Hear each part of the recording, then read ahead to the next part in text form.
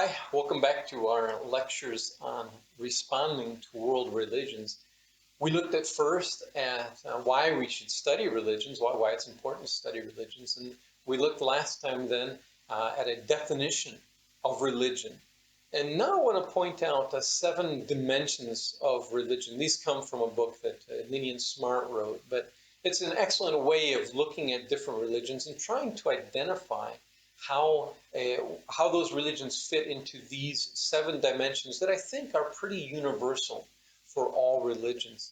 And so the first dimension is the doctrinal dimension, or a systematic formulation of the religion and examples of doctrine. And again, as a Christian, this is easy to find as we look at church history throughout the ages, and we see how doctrine has been developed. And of course, as an evangelical Christian, looking at the Word of God, the Old Testament and the New Testament, as the source of that doctrine. But a Roman Catholic, for instance, would look at the Catechism as the source of doctrine. Then there's narratival, or stories of the religion. And these would include stories that might be written down someplace. They could also even be oral stories that are passed on from generation to generation.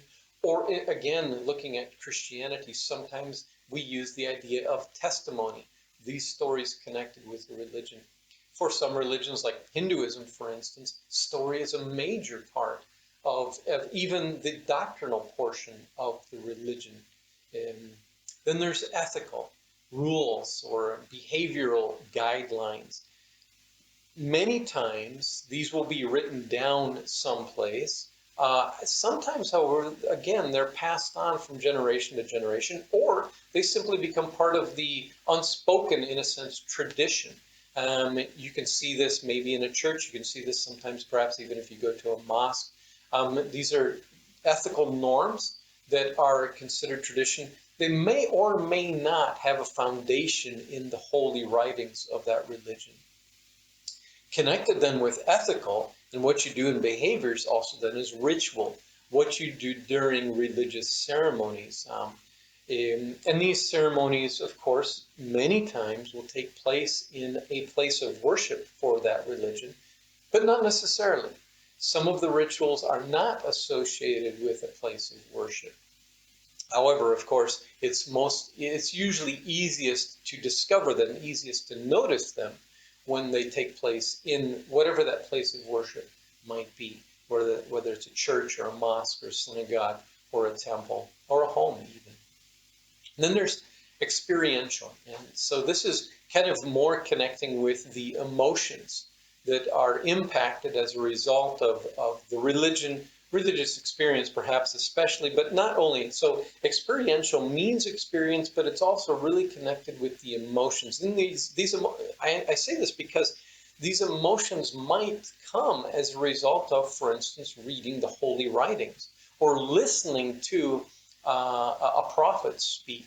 Not necessarily from something that we ourselves are doing, but the emotions that are awakened inside of us. Then there's the institutional dimension of religion. It's this communal system that unites everybody in a particular religion, and it gives them rules for identifying who's a member and who's not, or encouraging people to be part of that particular religion. And these institutional components, many times as well, have a strong basis in tradition. Sometimes they'll be quantified in some way, they'll be written down, like, for instance, with a statement of faith, or again with the catechism. Sometimes they won't be, however. Sometimes it might be difficult to identify who's a member of that particular religion and who is not. But most religions have some way of identifying you're in or you're out. And this is part of that institutional component. Then there's the material dimension of religion. And so this is perhaps especially it's easiest to see when we think of objects that are connected with a religion. And so they might be a god, meaning a particular statue or something like that is worshipped. Or a crucifix, for instance, but actually for Christians, sometimes even the Bible, the book that is, becomes an object that is a material object connected with our religion.